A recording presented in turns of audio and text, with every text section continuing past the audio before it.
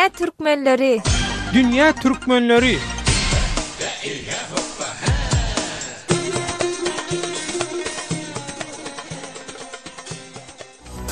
Ceyhun bilen bahri kadar arası, çevisinden öser yeli Türkmenin.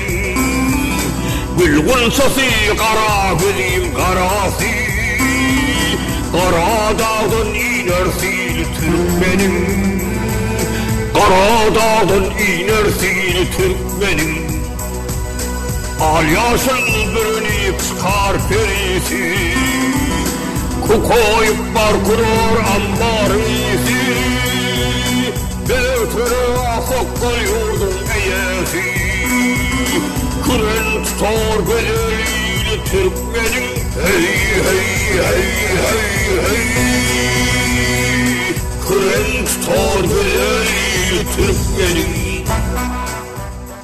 Gepleyer Azatlyk Radiosu. Hormatly radio dinleyijiler, mehriman dogonlar, siz Azatlyk Radiosunyň hatyra gününe bagyşlanan ýürüýte sanly dinleýärsiňiz. Gepleşigimiziň ilkinji mehmany Türkiýedäki Trakya Uniwersitetinde işleýän türkmen sähraly, alim, şeýle-de ýazyjy, medpuat işgäri, şahyr hem aýdymçy Doktor Abdurrahman Düýeci. Inha bilinşýäli Türkmenistanyna eýem 4 ýyldan bäri resmi ýagdaýda 12-nji ýanwarda hatyra güni bellenmän gelýär. Eýsem özüňiz ýaly dünýä türkmenleriniň wekilleri, dünýä türkmenleri hatyra gününiň ýatyrylmagyna nähili reaksiýa berdi? Hatyra gününiň ýatyrylmagy barasynda nähili pikiri eýe? Şu barada bir garaşlaryňyzy beýan edäýsiňiz dünýä türkmenlerine. Doktor Abdurrahman Düýeci, söz sizde. Döwlet köp sag bol. Men dogrusu şu habary eşitip geňalim sebäbi bizni Türkmenistanda ýaşamaýatsa,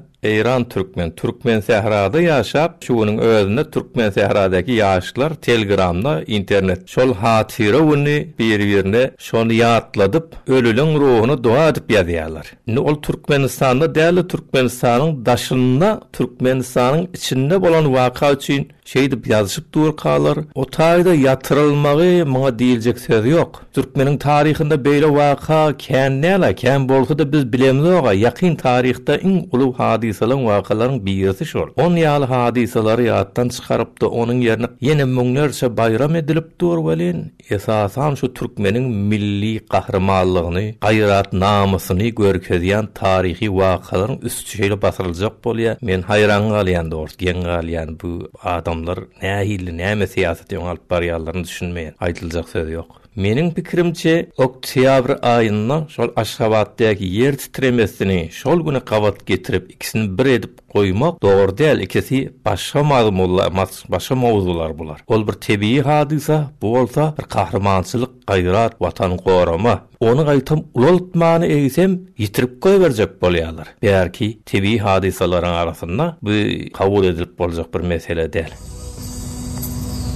Ol mert'in ogludur, mert'tir pederi, gör oglu kardeşi, serhoştur seri, dağda düzde kalsa sayat var diri, ala bilmez yol var sağlı Türkmenim.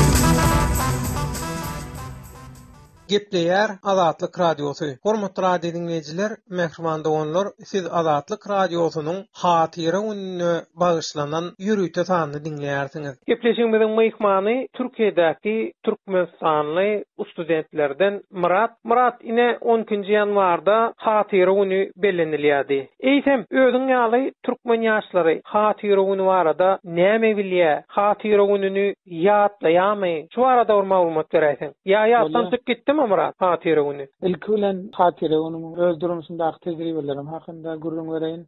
Biz öz obamyzda wagtlyk her ýyl 12-nji ýanwar güni hatyra güni gonamçylygy we gonamçylygy arasalap her kim öz elinden gelen işleri edip iň soňunda da oturup nahar ýerdik. Hemme olup jemlenşip agzy berçiligiň nişanasy okmunda şeýle zatlar ederdik. Yani köp ýaşlaryň göz öňünde taryh kitaplaryndan okumadygan bolsalar hökmen her ýaş oglan studentler şunu bilýär taýmaly hukma bilýändirler. Ýöne resmi taýdan hatire günüň ýatyrylmagyny talep etmezden häzirem hemme ýaşlaryň hakykatyndadyr. Täze ýaşlarym her kim daşary ýurtda okaýan bolsa bärde sosial ulgamlardan hatire günlerini bellep, hatire günüň hakynda bir surat paýlaşyp sosial ulgamlarda muny bilmeýänlerem ýadyndan çykarýanlar üçin hem şeýle ýatyrylyp durulýar.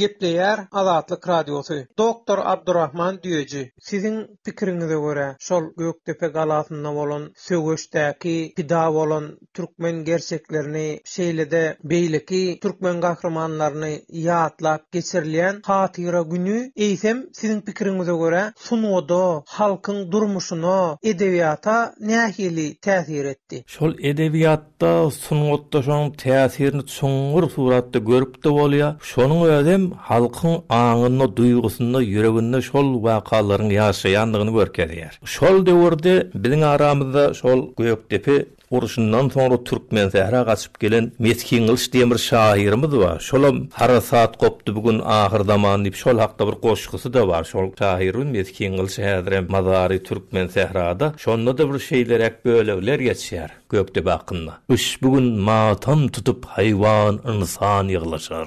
Gökler zan urup ýeri asman ýyglaşar. Naly tartyp hem bolupdyr çarhy iwan ýyglaşar. Teke halky zaru giryan köp musulman ýyglaşar.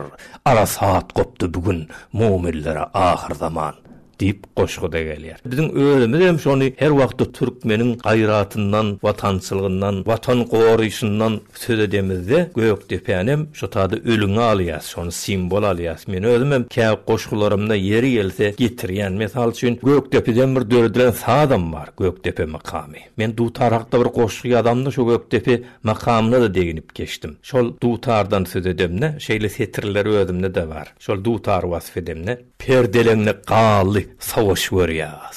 Peryady ýeňlişi ýeňiş görýäs. Sen sadyňy nalalardan döretdiň. Gallar saçan balalardan döretdiň.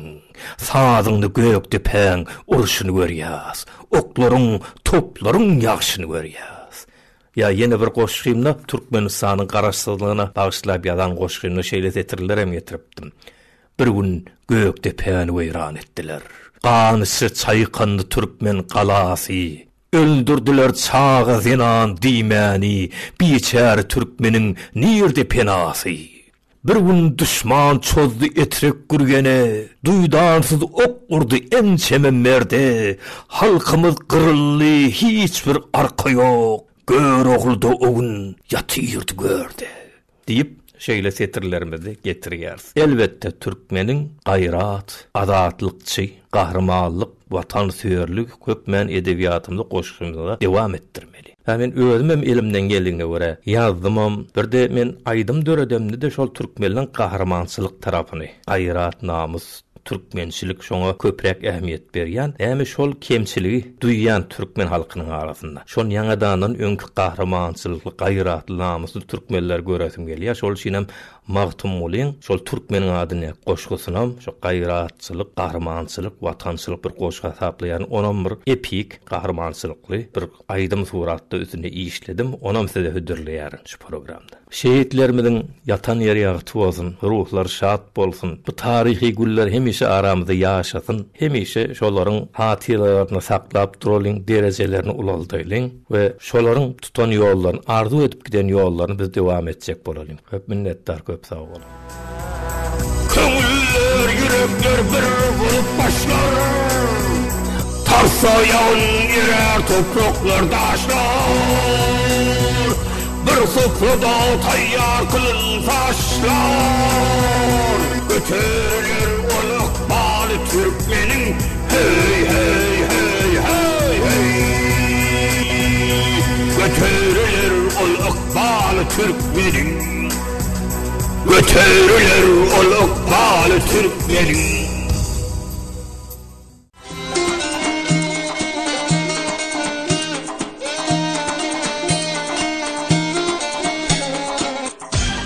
Dünya Türkmenleri.